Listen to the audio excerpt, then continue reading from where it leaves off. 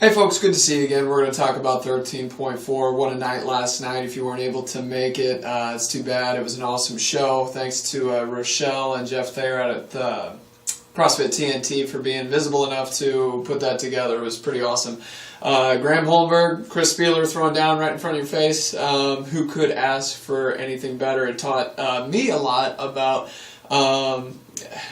where to go with this workout. So with 13.4, we have clean and jerk and we have toe to bar. We saw two different style of athletes, one being shorter and compact, one being larger and stronger, but also different ideas of how to approach the workout. And I think Spieler had a much better strategy, and Holmberg struggled a little bit for some reasons that we might elucidate here.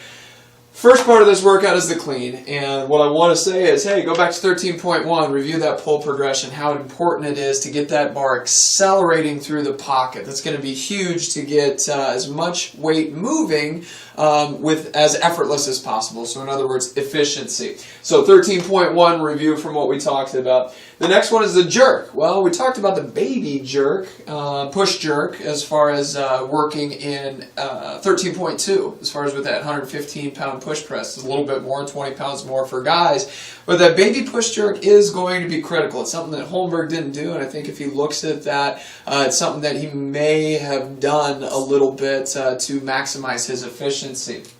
And the last thing is the toe to bar.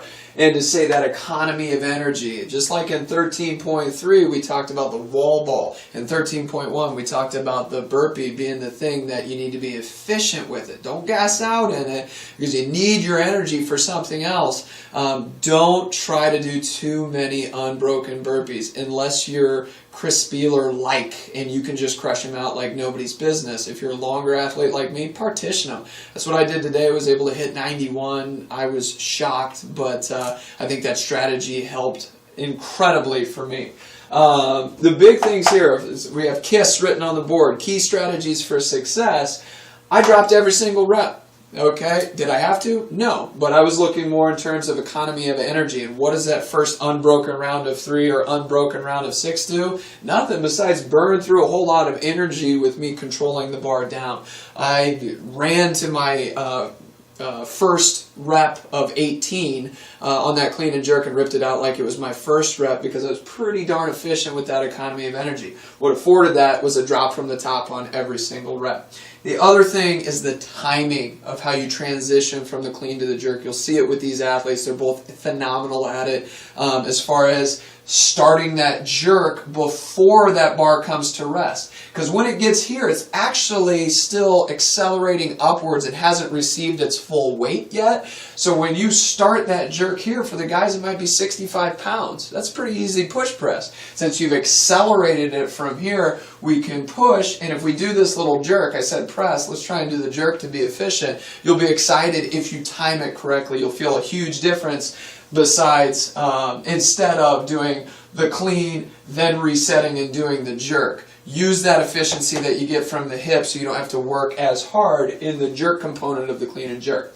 And the last one is the toe to bar. Obviously, we'll see Chris Spieler do a very, very quick, compact movement where he almost goes to the knee to elbow and then flicks the legs. You think about it, if I have a bowling ball here, I'm not going to pick it up over my head like this. I'm going to keep it nice and close. Well, the analogy is with your hips and with your legs.